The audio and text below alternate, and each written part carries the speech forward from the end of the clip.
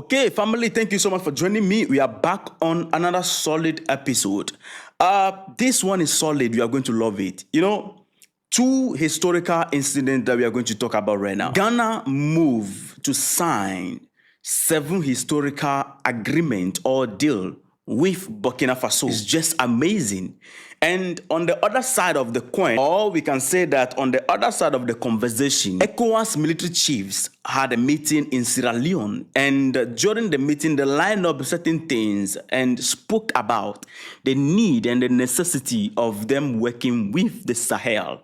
That is good news. It looked like everything is kind of like falling on the right track these days when it comes to the unity of Africa. The president of Ghana seems to have de-escalated the tension of making ourselves enemies. This seems like a good thing coming to Africa, and I'm happy about it. Anyway, we are going down into the detail, but please, before we do that, hit the like button for me and subscribe to be part of the family. That is the free support you can give us after we take hours to create these videos, and then after that we do the editing, and after even this whole thing happen, after research and all that, do us the favor by hitting the like button and subscribing. All right, listen to the president of Ghana first before we get into the details of the conversation. This is a speech of the president of Ghana, a part of the speech of the president of Ghana when he was giving a speech about the state of the nation. Africa's future lies in dismantling our artificial borders,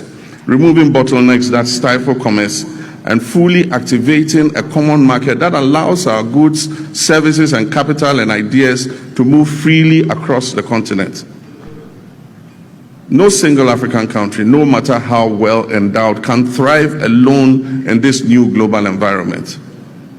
Rather, when we work together, our combined markets, our youthful populations, our natural resources, and our creativity will constitute one of the greatest economic opportunities of this century. Africa must summon the courage to shape its own destiny, building genuine sovereignty across Africa.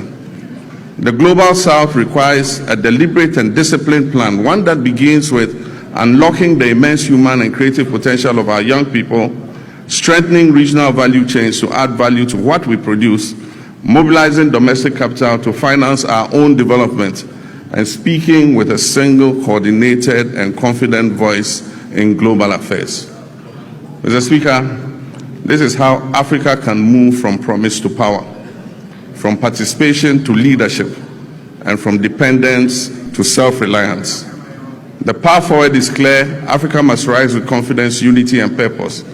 And Ghana stands ready not only to rebuild at home, but also to work hand in hand with our African brothers and sisters to shape a future that is defined by shared strength, dignity, and prosperity. Okay, that's right. It looked like since the time the president of Ghana came to office, almost all of his speech is connected to the removal of the borders, the visa-free movement, the free trade movement of our people, the free movement of goods, services, and good and people.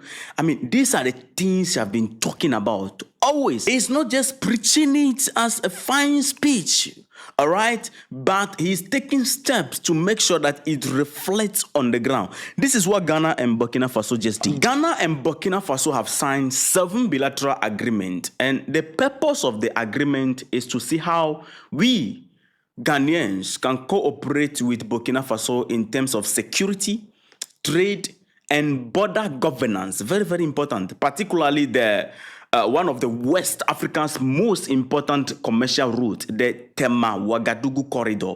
Very strategic route right there. The agreement between the two countries was signed during a session of the Permanent Joint Commission for Cooperation. This was reactivated after about 6 years without formal engagement between the two governments, or let's say the two countries. Looking at the fact that the past government, we all can see that there was a disconnection between the past government and the engagement with Burkinabe authorities, all right? Now, this renewed partnership is a reflection of a desire from both countries to stabilize both security and economic activity along their shared border in the context of rising threats in the Sahel region and beyond. So let's look at the key areas of the 7 agreements that Ghana and Burkina Faso signed together. Number one is security cooperation between the two countries. Security cooperation and counter terrorism.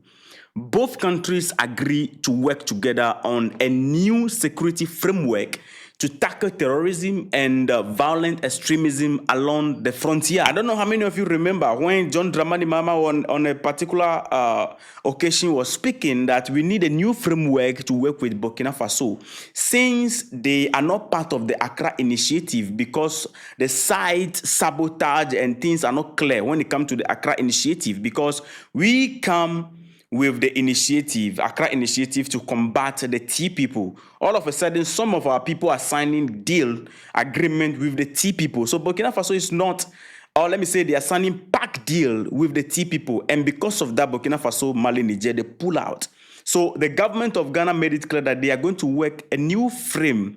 I don't know if this is what it is, but from the agreement, there is a new framework or a new platform right now to tackle terrorism and violent extremism along our frontier. Number two is trade facilitation. Both countries, Ghana and Burkina Faso, agreed on mutual recognition of driver's license to ease movement along the Tema-Ouagadougou route, because this is a strategic route when it comes to commercial activity between Ghanaians and Burkinabés. Both benefit from this route, and it is one of the most commercial routes in West Africa. Along that, both countries signed a separate agreement on transport and road transit to harmonize rules that previously slow commerce between the two countries. So they want to make sure that movement is much more faster than previously. Cross-border governance. Ghana and Burkina Faso adopted a framework for better cooperation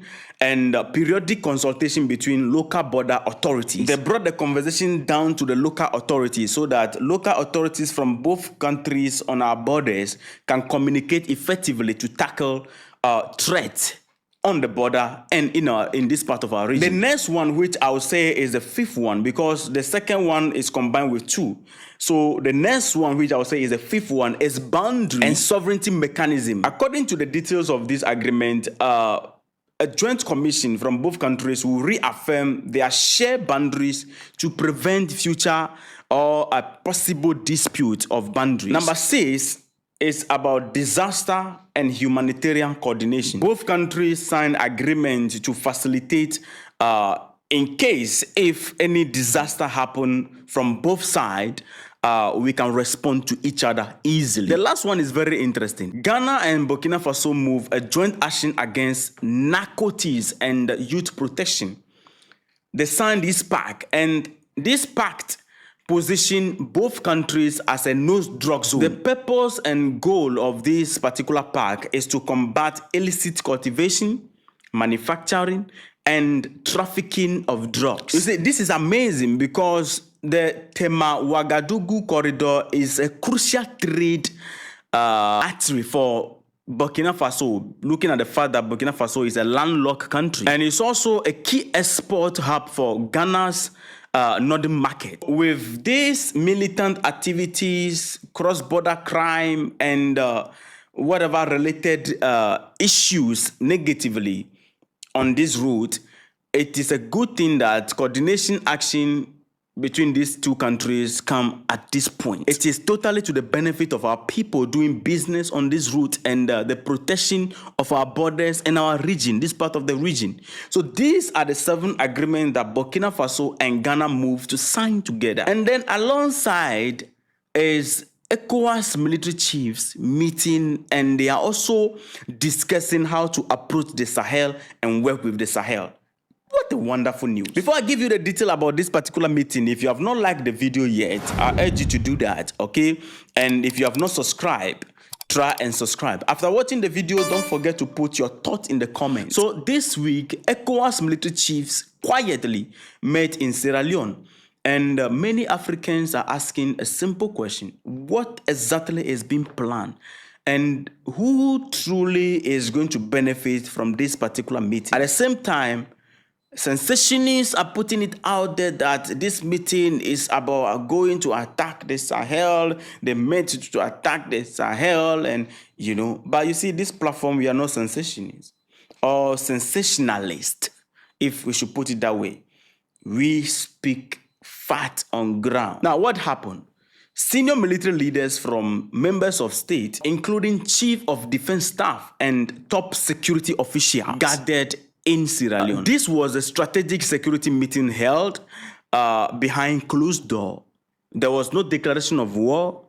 No troop deployment was announced during the meeting. There was no nation named as a direct enemy at the meeting. Only the stateless people are declared as people that we need to push against. But no country specifically was mentioned as an enemy of Africa or an enemy of ECOWAS in that meeting. When you look at the key agenda of the discussion, according to the briefing and focus of the meeting focused on the regional security cooperation.